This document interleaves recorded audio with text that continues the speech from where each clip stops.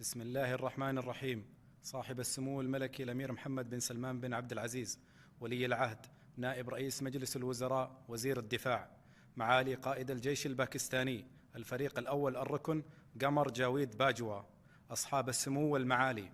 تنفيذا لأمر خادم الحرمين الشريفين الملك سلمان بن عبد العزيز آل سعود حفظه الله بمنح وسام الملك عبد العزيز من الدرجة الممتازة لمعالي قائد الجيش الباكستاني الفريق الأول الركن قمر جاويد باجوا، وذلك تقديرا لجهوده المميزة في توطيد وتعزيز أواصر الصداقة والتعاون المشترك وتطوير العلاقات السعودية الباكستانية.